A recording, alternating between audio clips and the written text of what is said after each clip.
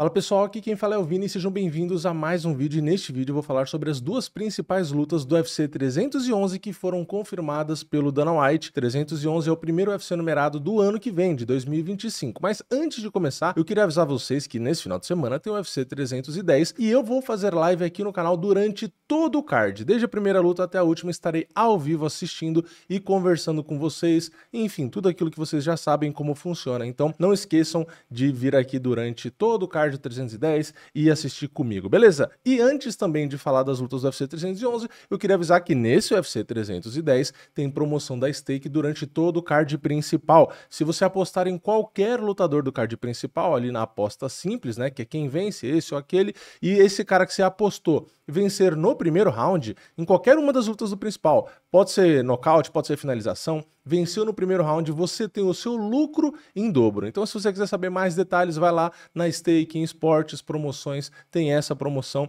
e várias outras. Então, usa o link que está aqui embaixo do vídeo no comentário fixado, até porque a Stake é a parceira oficial de apostas do próprio UFC, beleza? Então, bora lá falar dessas lutas que foram confirmadas no UFC 311. Temos a principal delas, a última luta do card, Islam Makhachev versus Arman Tsarukyan. Eles se enfrentaram, né, já há bastante tempo. O Arman Tsarukyan tinha acabado de chegar no UFC, acabou sendo derrotado, né? A estreia dele no UFC foi contra o Makhachev. Ele perdeu na decisão unânime lá em 2019, mas ele ganhou ainda o bônus de luta da noite. Então foi uma baita luta, mesmo anos atrás e mesmo sendo estreia do Makhachev. Ou seja, essa luta agora tem tudo para ser ainda melhor, porque os dois estão muito melhores e agora vale o cinturão ainda por cima. Então, para mim, é uma das lutas de mais alto nível técnico que a gente pode ter hoje dentro do UFC. O Makhachev é realmente o top 1, né? Se a gente for pegar ali, considerar principalmente frequência de luta e tal, mas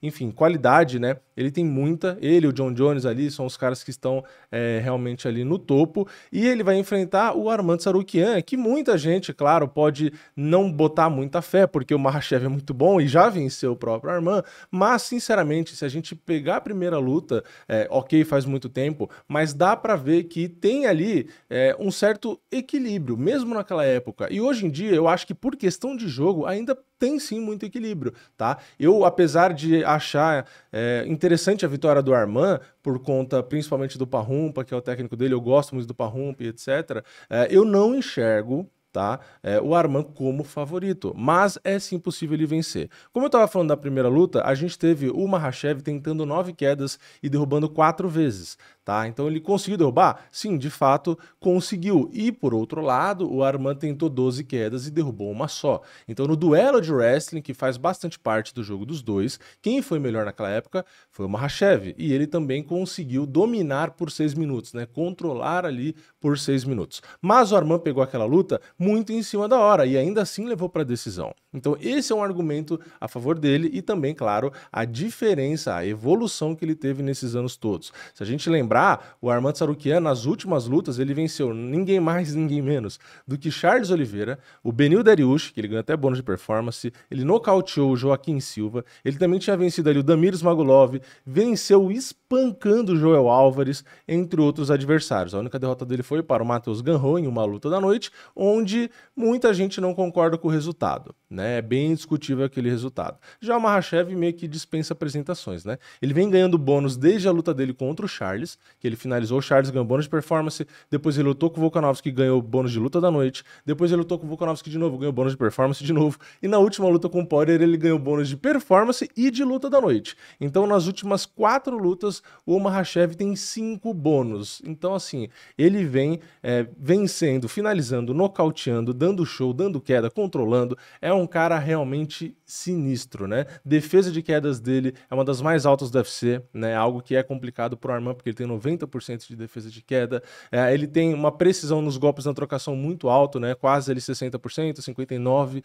Então, ele se defende muito bem na trocação, ele tem 61%. Então, assim, estatisticamente, mesmo o cara pegando os caras do mais alto nível, como Poirier, Volkanovski, o Charles, etc., ele ainda mantém uma estatística muito boa, né? E se a gente olhar o Arman, ele tem 75% 35% de defesa de queda, que é uma defesa de queda muito boa. A precisão dos golpes dele não é muito alta, é só 48%, e a defesa dele na trocação é só 53%. Então, assim, no geral, é o que eu falei. Eu acho o Makhachev favorito, porque talvez ele seja melhor no wrestling, o jiu-jitsu dele talvez também, ainda mais se ele ficar por cima, também seja superior, e a trocação dele também, na minha opinião, acaba sendo um pouco melhor. Então, é uma luta complicada, mas os dois estão num alto nível que, assim, eu acho que qualquer interferência no camp, na saúde, ou qualquer coisinha, qualquer detalhe faz diferença para esse alto nível. Então, não acho impossível de forma alguma o Tsarukyan vencer, mas é uma luta muito difícil. Vencer o Makhachev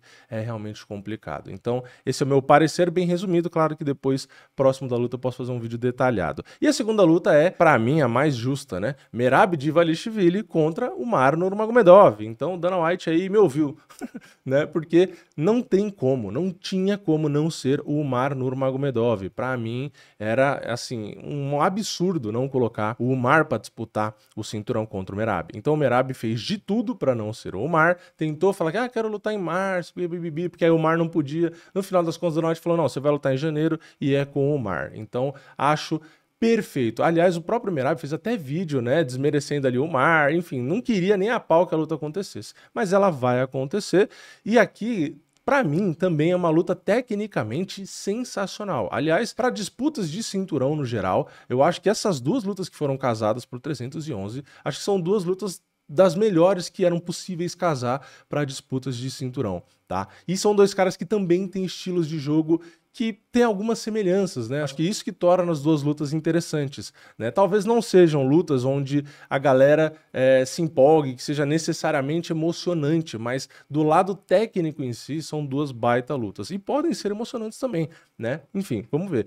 Merab contra o Umar. O que a gente tem aqui, né? O Umar, ele vem com uma boa sequência de vitórias, né? Ele vem vencendo nomes ali como o Corson Hagan na última luta, ele venceu por decisão, uma performance ali onde foi tranquila a vitória, né? Ele tinha vencido o Raoni Barcelos quando ele nocauteou no primeiro round, ganhou bônus de performance, tinha vencido ali o Bekzat Almakhan e tinha mais ali outras 3 lutas também com bônus de performance por finalização, né? E aí ele chegou ali no topo e acabou vai enfrentar, né, o Merab. O Merab é aquele cara que tem o melhor condicionamento físico, na minha opinião, de todos os lutadores, de todas as categorias. É realmente absurdo o que esse cara faz, porque ele não só luta 5 rounds bem, ele luta 5 rounds exatamente iguais e dando, pelo menos tentando derrubar, né, infinitas vezes. Então, assim, tem luta que o cara tentou mais de 20 quedas, o cara é um alienígena, né? E ele venceu o Sean O'Malley na última luta, venceu o Cerrudo, Piotr Yan, José Aldo, Marlon Moraes, o John Dodson, enfim, o cara venceu só nome absurdo. O que ele tem contra ele, que a galera não necessariamente é fã dele,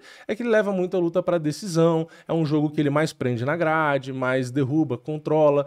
Então, assim, tem volume de golpe? Tem bastante, porque ele é um cara muito ativo, né? Então ele consegue fazer de tudo. Ele tem volume de golpe, tem volume de queda. Aliás, o volume de queda dele é mais de 6 quedas a cada 15 minutos. Isso é absurdo, né? Ele tem uma boa defesa de quedas, que é 80%, se defende bem na trocação, né? Tem 56% ali.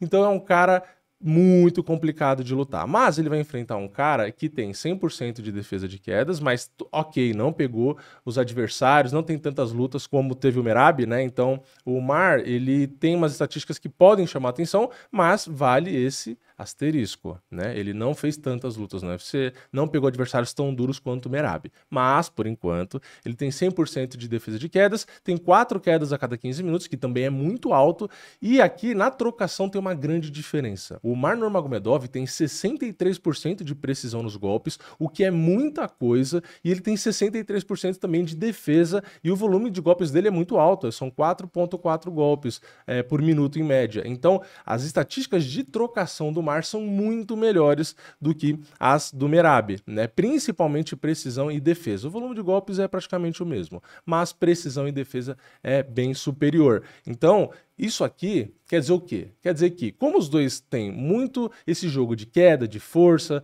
tem condicionamento e tal, pode ser que eles tenham um certo equilíbrio, né? O Merab tente muitas quedas, mas às vezes o Umar pode realmente conseguir se defender bem, tentar algumas quedas, às vezes o Merab também defender, e os dois ou, né, vai perder quem cansar primeiro nesse jogo, que aí talvez o próprio Umar canse mais rápido, mas o Umar parece ser um cara mais forte, então talvez nessa disputa de força, de grade, de quedas, pode ser que a luta acabe ficando na trocação. Ficando na trocação, eu vejo uma vantagem para o Umar Nurmagomedov. Então, na minha interpretação, é uma luta muito difícil de dar palpite, tá? É bem complicado.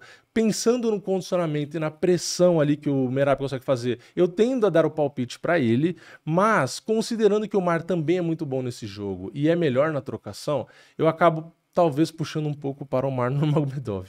Então é muito difícil dar o palpite nessa luta. Eu ainda arriscaria no Umar Nurmagomedov, mas é bem difícil, tá? Eu algumas vezes fui contra o Merab e quebrei a cara. Tá, então o Merab é um dos caras que me faz errar palpite.